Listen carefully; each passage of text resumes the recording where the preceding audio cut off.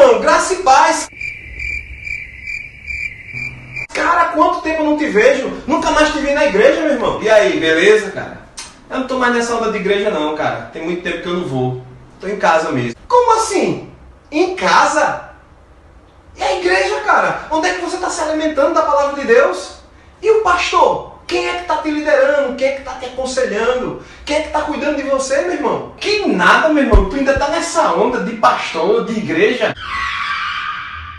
Esse negócio de igreja mais não, cara. Sou crente, sou cristão. A igreja é na minha casa. As pregações eu assisto no YouTube. E o pastor? Meu pastor é Jesus, meu irmão.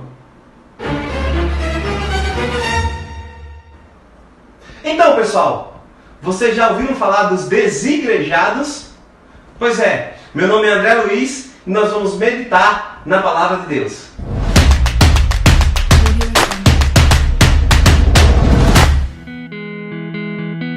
E aí, pessoal, você viram aí o bate-papo dos nossos dois amigos? Estranho, né? Cara, eu não estou mais nessa onda de igreja, eu não tenho pastor, meu pastor é Jesus, as pregações eu vejo no YouTube. Será que isso está certo?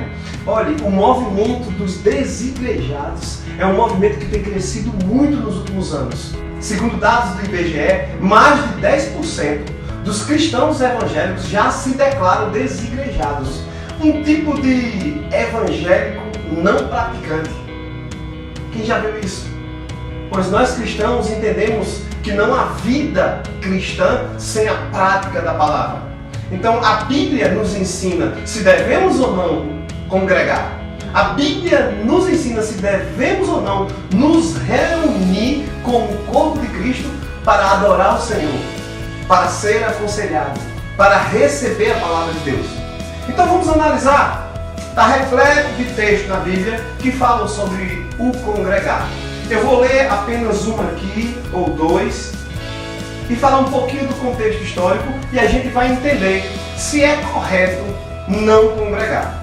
O primeiro texto que eu quero ler com vocês é 1 Coríntios 14, capítulo 4. Olha só o que esse texto diz. Primeiro eu quero dizer que esse texto ele fala sobre os dons. Ele está falando aqui do dom de profecia, ele está falando sobre o dom de falar em outras línguas, mas desse texto a gente pode extrair algum conceito de igreja. 1 Coríntios 14, versículo 4 diz: o que fala em língua desconhecida edifica a si mesmo, mas o que profetiza edifica a igreja. Que palavra é essa, igreja? O que significa igreja nesse contexto? A palavra usada aí foi a palavra grega eclésia. E eclésia significa uma assembleia, uma congregação. Ok? Alguém pode dizer, mas André, a eclésia está falando do corpo de Cristo. E eu, como corpo de Cristo, onde eu estiver, eu sou corpo de Cristo, independente de estar reunido numa igreja. Mas o contexto desse texto de Coríntios está falando de reunião de cristãos, está falando de congregação. Basta você observar com cuidado o versículo 19 de 1 Coríntios 14, que diz o seguinte: todavia eu quero falar na igreja 5 palavras na minha própria inteligência, para que possa também instruir os outros. Olha aí, tem mais gente envolvida. Para que possa também instruir os outros, do que 10.000 palavras em língua desconhecida. Esse texto está claro, falando que os cristãos se reuniam na igreja com outros cristãos. A gente também pode dar uma olhada no contexto histórico. Todo mundo sabe que os primeiros cristãos se reuniam primeiro em casas, mas depois, com o passar do tempo, eles se reuniram em lugares específicos para adorar o Senhor e para serem instruídos. A igreja se organizou. Em Atos você vai ver a igreja convocando, a igreja estabelecendo diáconos para cuidar dos outros, daqueles que estavam na igreja. Além da Bíblia, nós temos também evidências históricas extra-Bíblia, que vão nos dizer que os cristãos da igreja primitiva se reuniam num lugar para congregar. Eu separei aqui apenas 2 de muitas que existem. O Didaquê, que é um documento histórico, não é considerado palavra de Deus, mas é um documento de muita importância na história da igreja.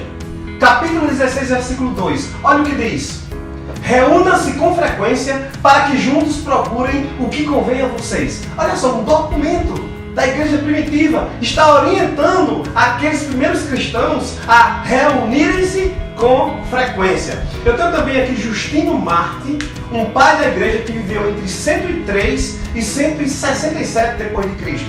Então esse homem de Deus estava lá na igreja primitiva, era um líder da igreja primitiva. E ele escreveu: no chamado dia do sol, se referindo ao domingo, todos os fiéis das vilas e do campo se reúnem no mesmo lugar. Em todas as orações que fazemos, bendizemos e louvamos o Criador de todas as coisas, por Jesus Cristo, seu Filho, e pelo Espírito Santo. Estamos vendo que as evidências históricas mostram que a igreja primitiva se reunia como igreja, numa assembleia, num lugar. Além dessa evidência histórica, eu tenho mais um texto que é necessário a gente ler. É lá em Hebreus, no capítulo 10, versículo 25. Diz o seguinte: não deixando nossa mútua congregação, como é costume de alguns, antes admoestando-nos uns aos outros, e tanto mais quando vedes que se vai aproximando aquele dia. Olha só que interessante. Ele está aqui corrigindo a igreja. O escritor de Hebreus está dizendo: não deixando nossa mútua congregação, como é costume de alguns. Está vendo que essa moda de desigrejados não é nova? Isso começou a surgir no início da igreja, mas rapidamente a palavra de Deus está corrigindo. Não devemos deixar de congregar como é costume de alguns. Interessante nesse texto que a palavra usada aí para congregação não foi a palavra eclésia.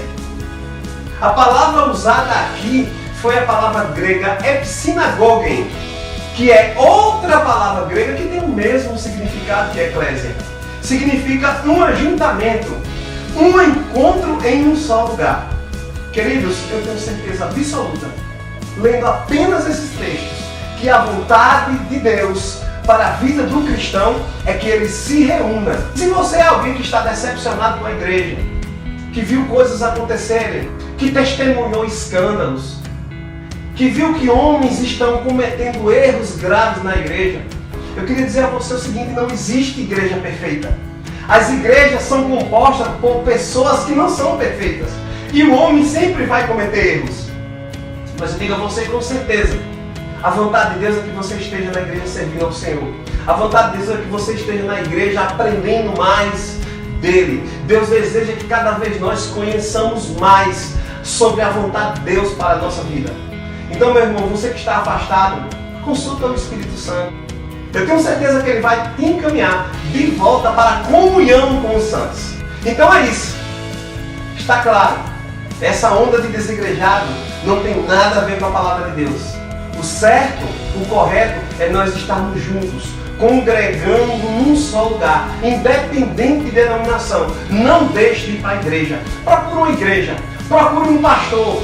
Não procure a igreja perfeita, porque você não vai encontrar, mas procure estar em comunhão com os santos. Esse é o seu lugar, esse é o lugar que a gente vai aprender mais de Deus.